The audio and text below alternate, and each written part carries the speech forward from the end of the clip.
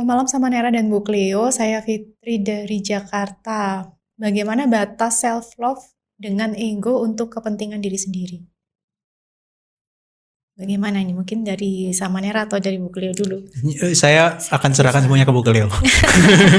Saya berusaha untuk memahami ego untuk kepentingan diri sendiri gitu ya, karena yang namanya ego itu kan pasti untuk kepentingan diri sendiri gitu.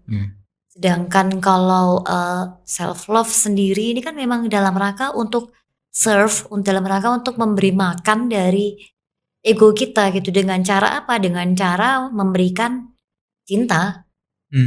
Oke. Gitu. Jadi sebenarnya kalau ditanya apakah kemudian ada sampai di mana batasannya, sebenarnya ya akar dari self love sendiri itu adalah ego gitu. Kalau ego ini saya benar memahaminya sebagai self gitu ya. Dia memenuhi semua karakteristik dari ego gitu loh. Di situ ada kemudian ada minus, ini harus menjadi milikku gitu. Ada centeredness-nya juga. Iya, ada centeredness-nya, ada juga selfhood-nya.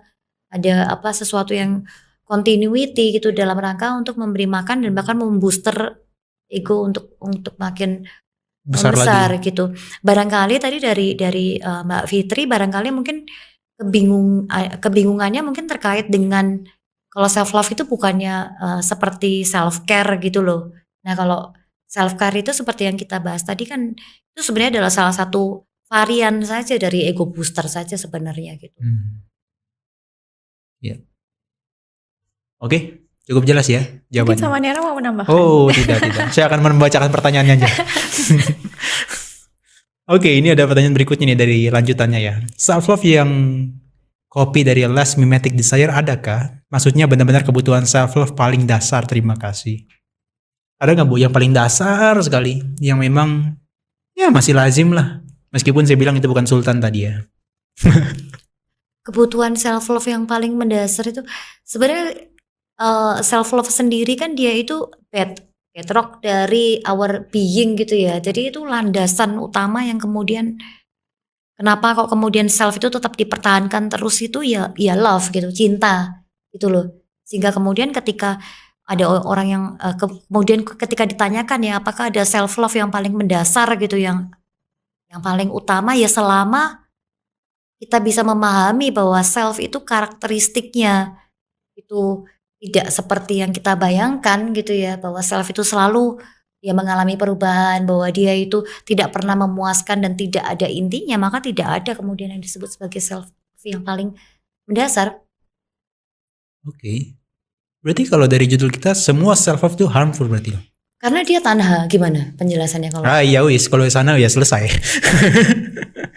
Ya semua tanha. Cuman memang ada derajatnya gitu loh, Sam, ya, yang betul. kemudian harmfulnya itu tidak sampai harmful ekstrim dalam arti terhadap society gitu kan, sampai pada levelnya yang menimbulkan kekacauan lah kekacauan politik, peperangan yang seperti itu gitu. Ada yang levelnya ya level sama temennya aja seperti itu. Keluarganya gitu ya. Keluarga itu sudah lebih besar gitu ya. Tapi kalau misalnya sama temen kos misalnya kayak begitu gitu, ada yang level kayak gitu hanya karena yang satu pengen me time dengan dengerin musik kenceng-kenceng, yang satu pengen me time dengan duduk meditasi di dalam kamar gitu. Iya, itu kan sama-sama self love gitu loh. Katanya love itu membawa perdamaian, tapi kok ini yang sama-sama mencintai diri sendiri kok malah perang dan ribut gitu loh mereka. In the name of self love gitu. Siapa yang lebih receh? Ya tidak ada yang lebih receh gitu loh sebenarnya. Masing-masing merasa dia love-nya dia itu yang kualitasnya sudah meditasi di kamar gitu kan, pengen me time gitu kan, itu kan jelas lebih unggul dong daripada dengerin musik kenceng-kenceng. Padahal kalau kembali dengan alasan ego itu tadi ya sebenarnya kan nanti ujung-ujungnya harmfulnya main ketok-ketokan jadinya. Kamu meditasi malam-malam jam segini tidur katanya. Kamu dengar musik jam segini berisik. Nah, padahal sama-sama self love in the name atas of nama self love. Atas nama ya Bu ya. Oke, next ya, pertanyaan berikutnya mungkin. Ini dari Andrew Yogianto. Nama budaya, Ibu apakah saat orang menghibur, menyenangkan, dan membahagiakan dirinya sendiri, itu bisa dikatakan self-love? Dan bagaimana agar bisa mencegah kesalahpahaman memahami arti self love itu? Terima kasih. Mungkin Bu Iren mau bantu menjawab karena ini ibu nih, berarti kan ibunya ada 2 ya sama. Iya, untung bukan bapak ya. Gimana Kalau tuh? bapak rancu. Oke, siapa Bu Iren coba ya? Kasih perspektif coba. Kalau menurut saya iya mungkin ya. Menghibur, menyenangkan dan membahagiakan dirinya sendiri. Ya misalkan self affirmation, I'm loved, I'm Worthy. worthy gitu. Ya menurut saya itu self love juga sih. Nah, untuk pertanyaan kedua mungkin bisa dijelaskan Bu Cleo. Iya. Iya, maksudnya ini kan sebenarnya sekali lagi mekanisme untuk menghindari kenyataan bahwa hidup itu ya memang penderitaan gitu loh.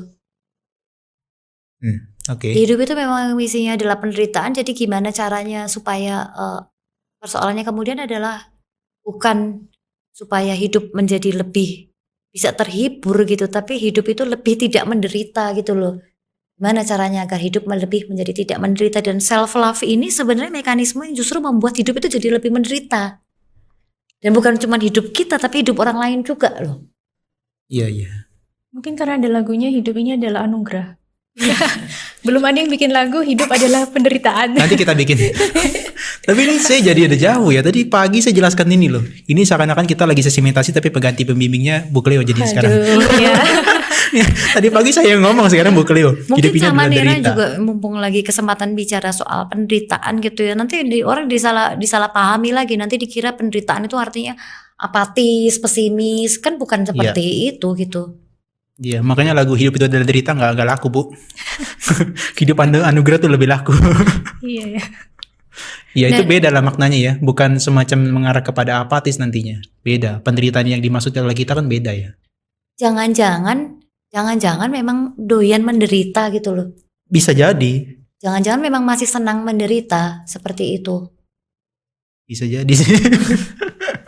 Justru malah dicari-cari ya. Iya, karena kita tahu bahwa dengan segala konsekuensinya gitu ya, bahwa menghibur diri, kita berpikir menghibur diri sesaat gitu ya, tapi kan padahal sebenarnya pada kenyataannya tidak pernah betul-betul sesaat gitu loh. Apa ya cukup kalau hanya sesaat, oh tambah sedikit lah 2 saat, tambah sedikit lagi, dan seterusnya. Lama-lama bukan sesaat.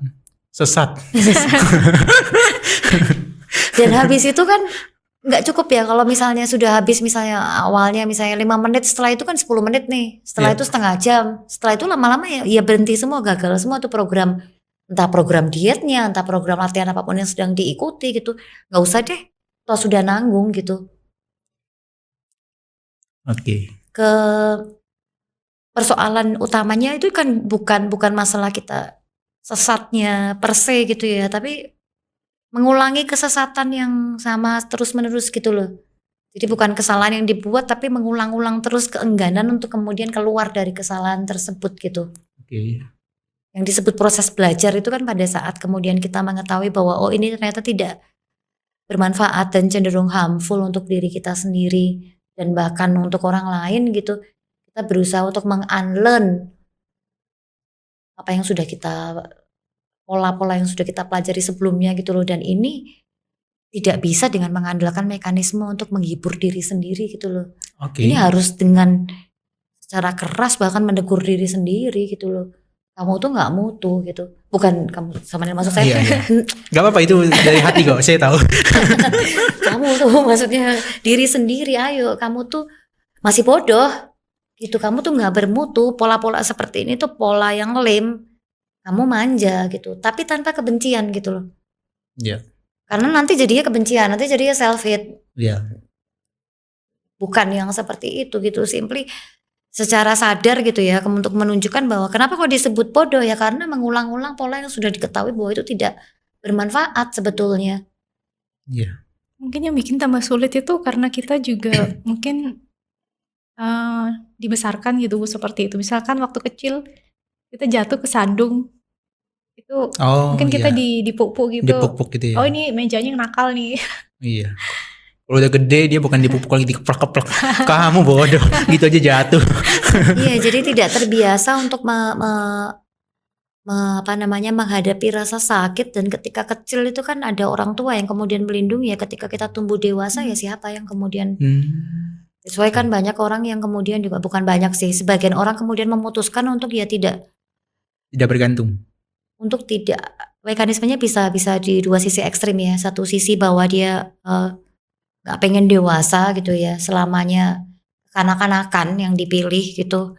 Ada di sisi sebaliknya itu justru malah dia berusaha untuk kemudian gimana caranya untuk belajar untuk mandiri gitu loh sebenarnya. Kalau sudah dewasa kan siapa yang mau melindungi kita lagi gitu ya, sehingga kemudian kita menghibur diri kita sendiri gitu loh. Self affirmation terus gitu ya. Karena tidak ada affirmation lagi yang biasanya didapatkan dari lingkungan. Oke. Bu, tapi sebelum kita masuk ke sana, kita bahas solusinya dulu lah. Untuk pertanyaan berikutnya kan nanti kita bisa baca lagi. Solusinya tuh ada, Bu Cleo sering bilang tentang iya negativa. Apakah itu bisa digunakan juga untuk self love ini? Itu prinsip dasar dari mindfulness gitu ya, bahwa mindfulness itu secara prakteknya itu kemudian akan lebih jauh lebih doable, jauh lebih memungkinkan untuk dilakukan ketika pendekatan yang kita lakukan itu adalah via negativa. Apa kemudian yang tidak kita lakukan gitu, instead of apa yang kemudian harus kita lakukan gitu. Sebagai contoh ya, misalnya tadi self reward itu kan seringkali dipertentangan dengan, kalau reward lawannya kan punishment, self punishment. Instead of kemudian memberikan self reward, yang kemudian kita coba untuk lakukan adalah jangan memberikan self punishment. Oke. Working and spending tadi ya? Iya, itu jangan kemudian kita memberikan menghukum diri kita sendiri gitu, karena begitu kita menghukum diri kita sendiri, nanti mekanisme yang kemudian akan mengikuti adalah hukuman kita, aduh nggak enak banget, nggak nyaman sekali ya, sehingga kemudian kita berusaha untuk menghadirkan reward bagi diri kita sendiri, spending lagi gitu. Kalau kita memang sudah terlanjur kemudian gaji yang kita miliki yang dari gaji ke gaji gitu ya, itu kemudian kita belanjakan, kita manfaatkan untuk membeli barang-barang yang sebetulnya tidak kita butuhkan, ya sudah, berhenti sampai di situ saja. Oke. Itu keputusan yang lewat ya, yang sudah pernah saya lakukan di masa lalu, dan itu didasarkan pada kebodohan itu kan, dan saya harus menanggung segala macam resiko dan konsekuensinya, jangan ditambahi lagi gitu loh. Oke. Tapi kan sulit, Bu. yang mana nih yang Ya itu. Tadi kan sulit. Ya lebih mudah self love loh. Iya, makanya itu lebih laku. Lebih laku. Lebih laris. Tapi lebih, menurut saya akan tetap lebih doable gitu ya, ketimbang apa yang harus dilakukan gitu loh. Karena tetap yang namanya kesuksesan, keberhasilan, terus penghargaan, pengakuan itu kan tidak kenal batas atas gitu. Iya, oke. Upper limitnya itu tidak ada gitu. Jadi saya adalah orang yang unik gitu, orang yang istimewa gitulah. Orang lain juga unik dan istimewa, mungkin lebih jauh lebih istimewa dibandingkan dengan kamu gitu. Instead of melihat seperti itu, kenapa tidak coba untuk dibongkar gitu ya, kalau misalnya punya ide apa misalnya, untuk kemudian kan bisa ya, sebagian juga meskipun tidak mindfulness banget gitu ya, tapi ketika kita misalnya bisa juga transform rasa sakit untuk menjadi karya, misalnya kayak gitu loh. Stoik banget ya. Yang kemudian ya kemarin kan sama Nera sempat bicara ya, stoik itu nanti kapan-kapan mungkin kita bisa lanjut. Iya, untuk next selanjutnya berikutnya. kalau diundang kembali. Nah itu Pasti diundang kembali. Maksudnya adalah mau datanglah kembali nggak ini? transforming pain itu kan salah satu mekanisme yang kemudian bisa dilakukan kayak gitu ya, untuk sementara itu akan jauh lebih adaptif dan produktif gitu ketimbang self love gitu loh, meskipun itu sekali lagi ya bukan solusi itu loh sebetulnya. Hah? Stoik bukan solusi? Itu solusi untuk sementara dan jauh lebih produktif gitu ya dia, karena ada hasil yang kemudian bisa long lasting, dinikmati oleh banyak orang, bermanfaat untuk society juga, karena dia mentransformasi menjadi karya yang luar biasa. In itself dia sudah selesai dengan dirinya gitu loh. Tidak solutif itu dalam artian kalau ketika kita berbicara mengenai tadi akar persoalannya adalah tanha ya sebenarnya ya. Solusinya ya berarti kan kalau sudah tahu penyebabnya, lalu kemudian cara untuk kemudian memutus penyebab dari akarnya. Kesedihan 7 hari jadi novel 5 buku ya. Gitu ya. Menjual nanti. Menjual ya. Oke, next ya Bu ya. Kita lanjut ke Yuk, silakan. pertanyaan. Bu Iren boleh dibacakan ya, bantuin ya. Oke, dari Darvina dari Balikpapan. Sejak belajar praktik mindfulness dengan belajar tentang anicca, dukkha, dan anatta, masih proses belajar, saya yang dulunya merasa harus memberi reward diri dan curhat, jadi berkurang. Merasa dengan belajar praktik mindfulness saja sudah cukup membuat saya tenang, damai, bahagia tanpa reward ataupun curhat. Bagaimana proses mentalnya, Bu Cleo dan Samanera?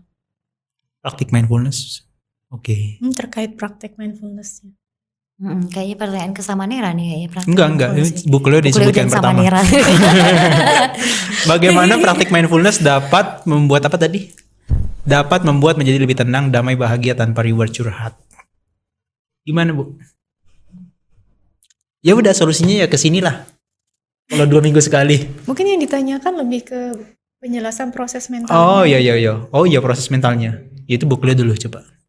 Karena landasan dari, kalau setahu saya gitu ya, landasan dari praktek mindfulness itu kan sebenarnya pada dasarnya mengenali bagaimana cara mind kita bekerja ya. Bagaimana cara minda kita bekerja, dan kalau kita bicara soal cara minda kita bekerja itu kan ya kita ya karakteristiknya kan tetap yang paling menonjol itu kan adalah perasaan ya, feeling gitu. Jadi kita berusaha untuk kemudian hal-hal yang menyenangkan itu berusaha untuk dipertahankan, greed gitu kan, jadinya keserakahan. Hal-hal yang tidak kita anggap tidak menyenangkan itu berusaha untuk dijauhkan, akhirnya jadi kebencian. Dan hal-hal yang kemudian dianggap netral itu ya kita berusaha untuk menjadi, kita bikin supaya tidak biasa seperti itu gitu. Dan itu ignorance kayak begitu. Dan dengan mengenali pola-pola kerja minda kita yang terus menerus berusaha untuk dalam rangka mempertahankan cara kerja alamiah seperti itu, kan muncul mekanisme yang namanya delusi gitu ya. Delusi itu ya berarti salah satu contohnya misalnya ketika kita mengatakan bahwa kegagalan adalah kesuksesan yang tertunda misalnya. Padahal kan belum tentu, bisa jadi kegagalan ini adalah awal dari kegagalan-kegagalan yang berikutnya. Tapi kita tidak mau gitu loh menerima realita yang seperti itu. Kalau gak apa-apa lah dia meninggalkan saya, nanti saya akan mendapatkan ganti yang lebih bagus, lebih cantik atau lebih tampan daripada dia gitu. Padahal Ternyata lebih buruk. Padahal yang kayak dia aja nih gitu ya, apalagi yang lebih tampan, lebih cantik itu tambah gimana, seperti itu. Mindfulness itu berusaha untuk kemudian pada akhirnya bisa kita menertawakan diri kita sendiri ya. Itu bahwa pola-pola yang kita miliki selama ini tuh pangkalnya ya keserakahan gitu kan, kebencian, dan kemudian juga simply ignorance gitu. Kita terus-menerus berusaha untuk mengakali realita dengan segala sifat dasar realita yang tadi kita bahas. Dan mindfulness itu berusaha untuk kemudian melihat realita seapa adanya gitu. Dan perlunya curhat apa ya ketika orang sudah kemudian semakin melihat realitas secara seapa adanya realita, itu kan curhat itu bukan cuman tidak dirasakan bermanfaat lagi, tapi juga bahkan mungkin juga harmful ya, karena kita jadi mengkondisikan untuk komplain gitu loh sebenarnya. Iya, komplain bertopeng curhat ya. Itu kan komplain ya, orang-orang Iya, curhat orang itu lain kan dijadikan sebenarnya mengeluh ya. tempat sampah sih kasarnya ya. Iya, Untuk salah curhatannya satunya. gitu ya. Padahal orang lain yang dengerin curhatan kita juga punya masalah dia sendiri juga, dengerinnya juga mungkin sambil update status atau sambil bikin reels atau apa kayak gitu, tidak sungguh-sungguh mendengarkan. Dan juga ada resiko juga bahwa apa yang kita curhatkan itu juga misalnya nanti juga akan tersebar atau kayak gimana, kan kita tidak pernah tahu gitu. Jadi taking action yang justru malah berpotensi untuk mengundang resiko baru gitu loh sebenarnya. Iya. Terus kalau curhat nggak didengarkan, katanya kita bukan pendengar yang baik. Kalau misalkan temenan atau bestie gitu. Padahal mungkin dia bukan pencerita yang handal ya. Saya kok malah justru saya malah justru berpendapat sebaliknya gitu ya, bahwa yang namanya teman yang baik itu justru teman yang kalau memang dibutuhkan dia harus justru berani untuk mencambuk kita gitu loh. Maksudnya nggak harus didengar terus ya? Justru ketika kita sudah mulai bodoh dan mulai tidak mutu itu harus ditegur gitu loh, kamu sudah mulai bodoh, mau diterus-terusin silakan gitu, atau mau stop gitu. Kan kita kan pola ya, namanya orang bodoh itu kan ya nggak tahu ya kalau dia sedang bodoh gitu. Kalau punya sahabat tapi tidak mengingatkan itu lah, lantas apa ya kemudian manfaat dari persahabatan tersebut gitu. Oke. Besok-besok kalau ada yang curhat ke saya langsung saya cambuk. Siapin dulu cambuknya. Usaha sendiri, ngapain curhat-curhat. Orang mau menegur kita itu butuh effort yang luar biasa malahan ketimbang orang yang mau menghibur kita gitu loh. Hibur itu kan ya udahlah sabar gitu kan, ntar juga dapat gantinya kayak gitu kan, enak gitu loh. Tapi kalau menegur itu kan dia ngambil resiko ya. Kalau kitanya nggak terima, kalau misalnya jadi malah justru salah paham, timbul konflik dan sebagainya, itu diambil loh resikonya.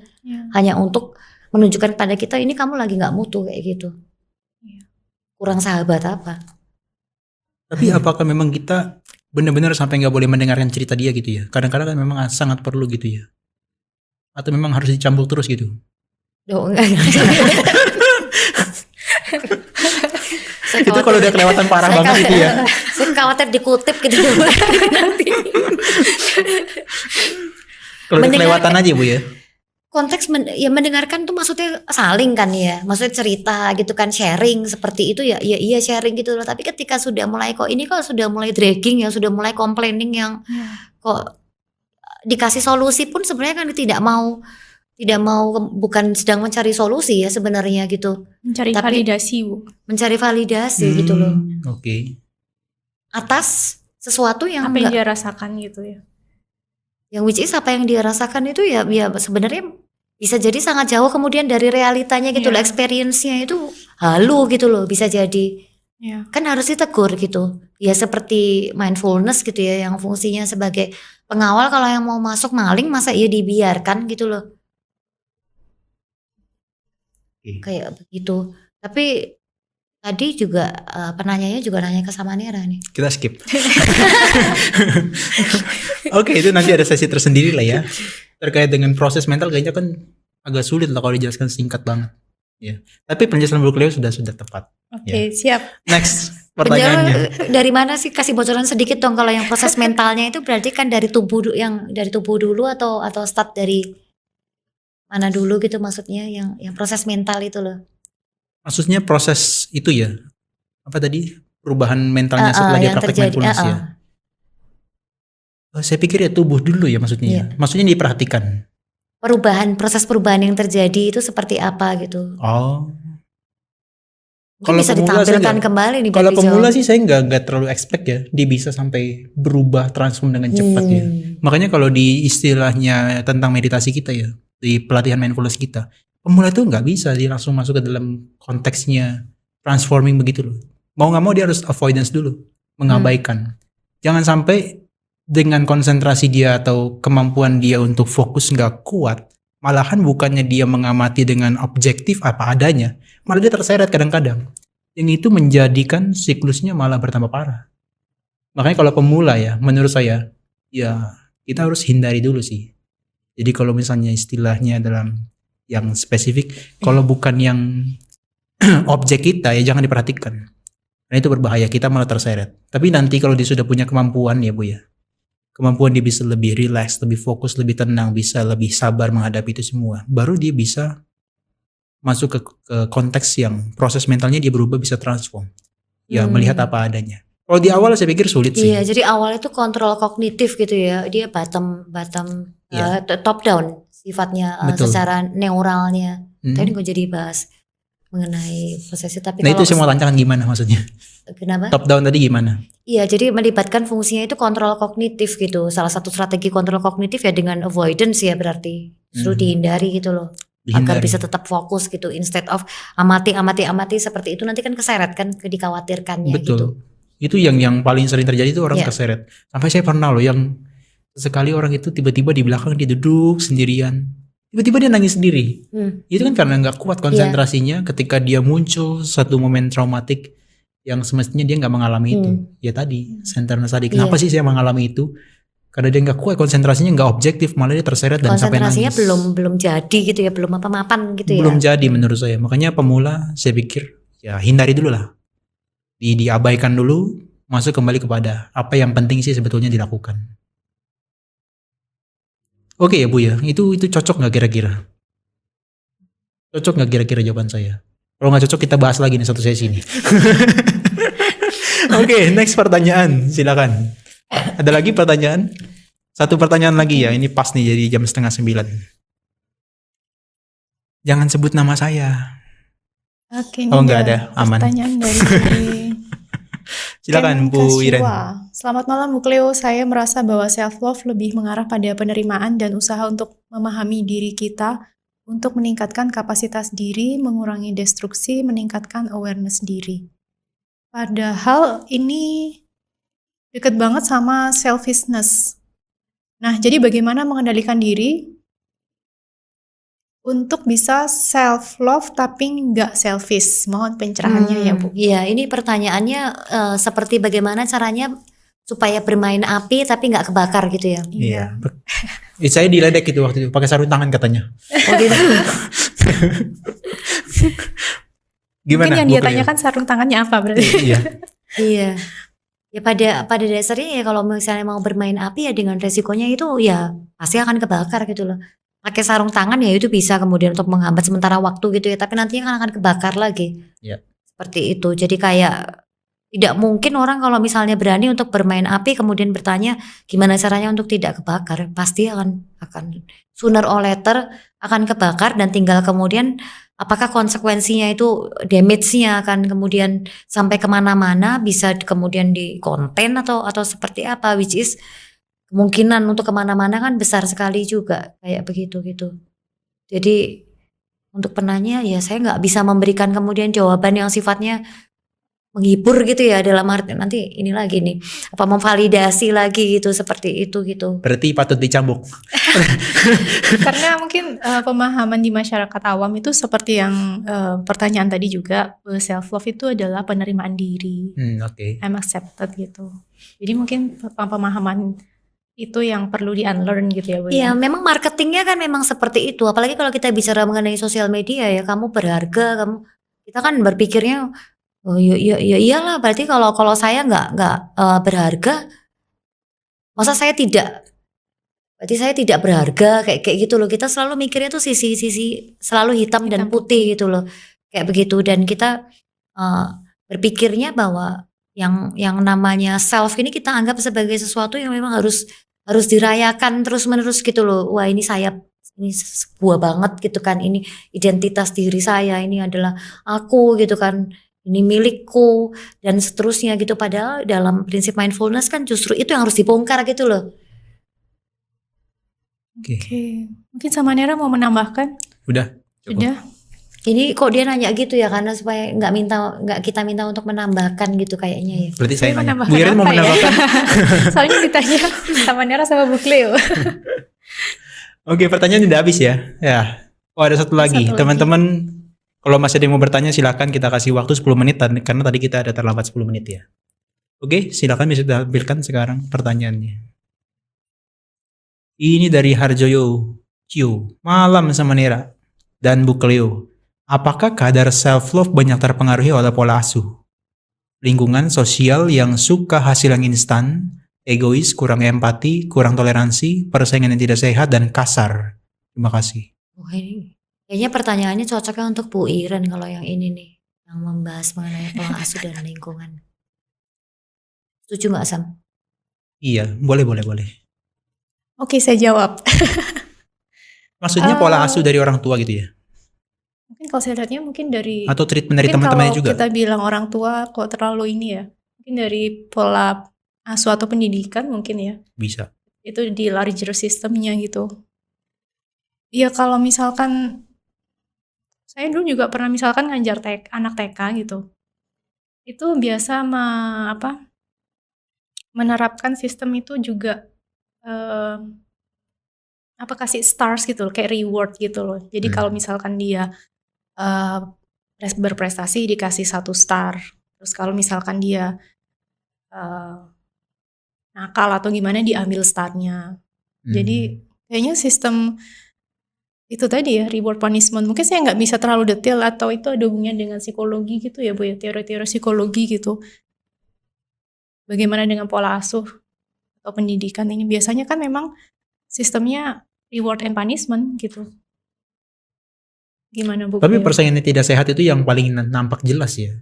Kalau sampai sudah kompetisinya tuh sudah nggak sehat sampai nanti ada semacam bullying, itu kan orang akan punya kayak model, oh ya nggak apa-apa lah, saya self love udah kebanyakan disiksa soalnya, atau kebanyakan dihujat dan sebagainya. Ya dengan cara saya me time itu adalah bentuk self love saya. Itu yang sering muncul lah Bu. Kebanyakan orang me time itu malah menjadi solusi untuk dia supaya bebas dari penderitaan itu.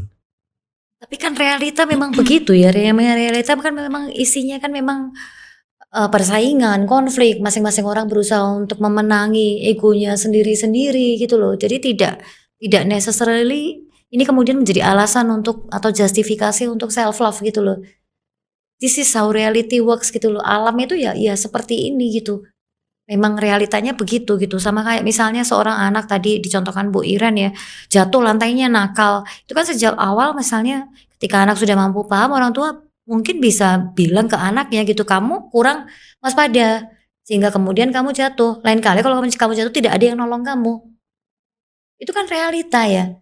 Apakah itu berarti kemudian kita katakan pola asuhnya kurang empati dan seterusnya kan kok menurut saya kok tidak. Itu justru malah mempersiapkan anak bahwa nanti dunia di luar sana itu jauh lebih keras gitu loh dibandingkan dengan kata-kata yang kemudian dikemukakan. Tapi tentunya tidak bukan atas dengan kebencian gitu ya. Tapi artinya tidak kemudian justru malah kayak dikekepi terus seperti tadi nyala api yang berusaha untuk dipertahankan agar tidak bahkan gerak pun nggak boleh. Kalau mekanismenya kan kalau dalam bayangan saya seperti itu, berusaha untuk melindungi terus dan menganggap bahwa itu dengan tidak melakukan itu tuh justru malah akan memunculkan anak yang kemudian selalu merasa dirinya kekurangan dan harus menghadirkan mekanisme self love seperti itu gitu. Kok menurut saya kok nggak begitu gitu loh. Gimana? Iya, tapi kalau kita lihat faktanya kan beda ya. Millennials mungkin bisa ya diperlakukan seperti itu ya. Itu lantainya bukan yang lantainya nakal, tapi kamu begini. Nanti gak ada yang tolong. Tapi kalau Gen Z kok langsung kena mental ya kayaknya. Gen Z langsung kena mental kayaknya. Dari hal yang saya pernah juga beberapa kali juga melihat gitu ya, kayak di negara pendidikan di negara maju gitu ya, itu orang tua pada saat akan mengajak anaknya ke dokter gitu untuk disuntik itu sudah langsung dikatakan ini sakit gitu. Tapi ini dibutuhkan gitu agar kamu imunitasmu itu meningkat. Jadi anak tahu gitu loh bahwa sakit itu bukan punishment, tapi itu adalah proses yang memang harus dia lalui, prasyarat agar dalam rangka untuk menjadi sehat kayak begitu gitu loh. Instead of ih lucu ya cicaknya lihat di sana. Habis ini beli es krim ya kayak gitu. Kan mekanismenya begitu ya. Betul. Berarti itu sebetulnya secara manifestasinya anak itu udah diajarkan untuk mengerti apa adanya ya, secara tidak langsung ya, terhadap apa yang dialami, proses yang semacam tadi. Ya kalau mau sembuh disuntik ya harus dikatakan ya itu memang sakit. Iya. Begitu ya. Dan itu barangkali memang akan lebih sinkron ketika di masyarakat yang budayanya memang individualis gitu loh. Kalau di masyarakat kolektif nanti ibunya begini, neneknya begini, tetangganya begini, beda-beda lagi karena pengasuhan satu anak kan banyak nih yang ngasuh nih. Dan ketika message-nya tidak sejalan gitu ya, beda-beda anak akan kemudian cenderung untuk memilih mana yang membuat dia merasa lebih Makanya ada anak nenek, anak mama gitu ya. Kalau Bu Iren anak mana ini? Kalaupun misalnya ditanyakan apakah memang salah satu rootnya itu ya rootnya itu gitu, dan kemudian caranya agar tidak kemudian menimbulkan mix message gitu ya, itu kan suatu hal yang relatif kita nggak terlalu bisa kita kendalikan juga gitu loh di tengah masyarakat kolektif yang seperti ini. Masing-masing pihak itu merasa sudah mengasuh dengan cara yang terbaik yang mereka bisa. Oke. Repotnya kan di situ gitu. Iya. Oke, Bu Cleo ini sudah 23.8. Mungkin sebagai penutup dari Bu Cleo terkait dengan Mungkin semacam closing statement dari topik kita, self love healthy or harmful. Kalau itu sih udah terjawab ya, harmful ya, tapi mungkin closing statement dari Bu Cleo untuk Iya. bisa menyadarkan masyarakat terkait dengan hal ini. Mungkin obrolan kita pada malam hari ini tuh berbeda dari kemudian apa yang dibayangkan akan diperoleh informasinya gitu ya dari para nonton teman-teman sekalian gitu. Tapi saya pikir memang sudah saatnya gitu loh untuk hal ini kemudian dibahas gitu. Dalam jangka pendek itu seperti solusi yang kemudian ketika haus itu meminum air garam gitu. Rasanya itu lega sesaat, tapi kemudian ketika dalam jangka panjang ini terus-menerus diteruskan, itu bisa tenggorokannya bisa kemudian jadi terbakar. Cepat atau lambat terbakar deh ya. Iya. Oke. Dan sepahit apapun realita itu lebih pahit sebetulnya membohongi diri sendiri dengan self love.